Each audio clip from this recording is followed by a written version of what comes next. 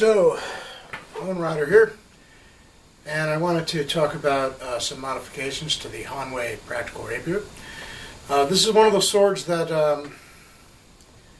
well, it's a common budget rapier that's used by people who want a practice sword of this type. And I've had it for quite a while, and well, there's some things that I like about it, and there's some things that I've grown to decide I wish I could change, so I did so. Let's start at the business end of the sword.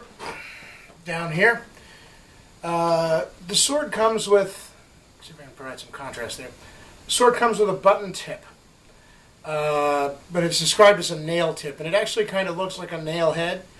In the original form, it sticks out on all sides, on the top, on the bottom, on the sides as well. And the downside to that is, one, if you use it by itself, which you obviously shouldn't, there have been reports of people getting cuts or nicks or tears in their fencing jacket. Also, the shape of the nail head makes it hard to get a rubber blunt over the end. So, you know, it's unsafe by itself, and it's hard to get a rubber tip on the end to make it safe. So what I did is I just ground it down. I removed material from the sides and the ends so it doesn't stick out as much, although it's still thicker than the rest of the blade at the end there. And this allows a rubber tip to fit over the end much better. I just took the rubber tip off so you could see how the sword is right now. Now the other change I did was at the handle end. You'll notice this looks very different from a normal Hanwei Practical Rapier, and that's because of two things: this and this. So first thing I did was the pommel has a little nub on the end. Didn't do anything for me aesthetically. Didn't really bother me though. But as I began looking at other swords that are out there of this type, I realized that a lot of them didn't have that, and I started to realize that I actually preferred that look. So I cut it off and ground it down, filed it down. Ironically, although this was unintentional, the way I ground it down, it ended up looking as if it was peen, so that's a plus from an aesthetic standpoint as far as I'm concerned. And then there's the grip. Now this thing comes with a wire-wrapped grip that looks pretty good at first glance from a distance.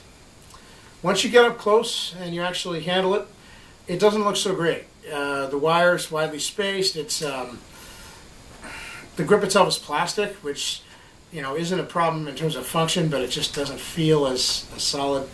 And yeah, so what I did is also it's just a tad long and very thin. Now, when I did my initial impressions of this, I said that people have complained about the hilt being big, and I didn't see a problem with that. In truth, if you're wearing a glove a little more protective than this is just a plain leather glove. Let's say you're wearing a padded glove or something for practice, drilling, sparring, whatever. You wouldn't have much room. There's in some cases you can get a finger in here, 2 fingers sometimes, but that's about it. So if you're wearing a glove more protective than this, you wouldn't have a lot of room inside the hilt. So, excuse me. I don't think the fact that the hilt is a little bit big is a problem. In terms of the grip length was perfectly fine. I commented initially that it was about as long as it could be without the heel of your hand sticking out onto the pommel. And nevertheless, I started looking at more rapiers that were out there and getting an idea of how they're made and stuff. And one of the things I realized is the grips tend to be really short. The grip on the one I had was just a hair long.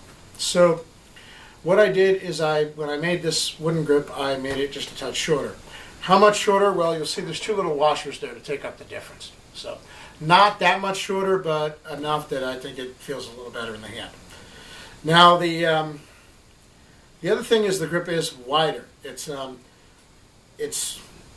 what do you call it? Flattened on the sides, but it is wider overall and fills the hand better, which I like.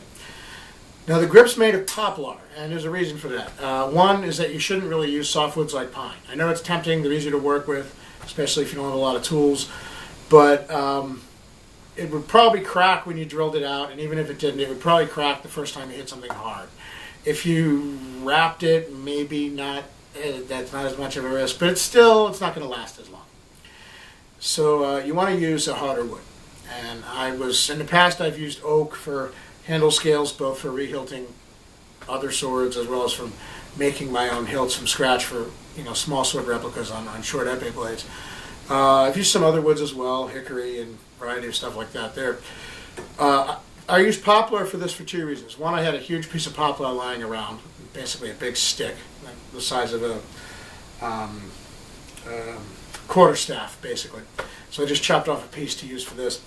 And secondly, why in particular poplar? Not only did I have it lying around, but I was looking into other sword makers, in particular Castile armory swords, which I happen to think are really cool, and they seem to be very highly regarded in terms of durability and handling and whatnot. And their economy rapier line, which I unfortunately cannot yet quite afford, but I was looking at them, they all have poplar grips.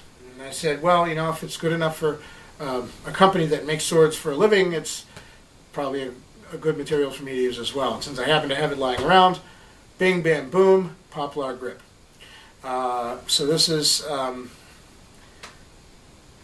the sum total of the modifications I've done to the sword.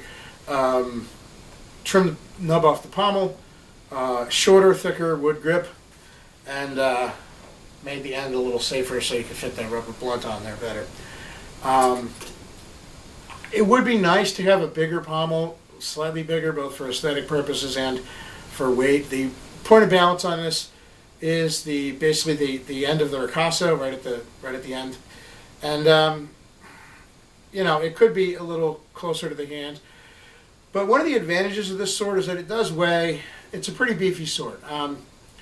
The weight on these is like 2 pounds and 6 ounces, and historically rapiers weren't light.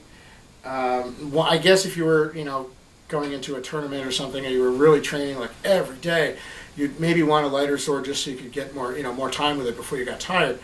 But if you're trying to have a sword that's as close as you can as a replica to the actual rapiers from history, although they did vary in terms of blade types and lengths and weights and point of balance, a lot of them were not, they weren't like heavy, but they certainly were not lightweight. And in particular, since you have to hold it out at arm's length, that weight gives more of an effect. So some people might see that, well, your forearm's going to get tired. It's a little, more tiresome to use. Might see that as a defect. I actually see that as, well, that's the way they were, so wouldn't you want your practice sword to replicate that? Those are the changes I made to the sword, and it's a budget sword. There's a lot of things that some people don't like about it. There's a lot of things that I like about it. There are some things I don't. Most of those are the things that I changed. I have to say I am very happy with this hilt. I really like the look of these. I really like the feel of it. I just happen to think swept hilts are beautiful. You may disagree, that's an aesthetic point, but and I also think that having the wood grip provides a nice contrast. The wire wrap plastic grip this came with, that was silver, the pommel was silver, this was silver, and the blade of course is silver because it's steel. So the whole thing was very monochromatic and didn't really. This breaks up the metal look of the hilt, and just I happen to think it looks very nice. Now this is just clear coated. I may actually at some point sand it down and stain it, but for now that's that.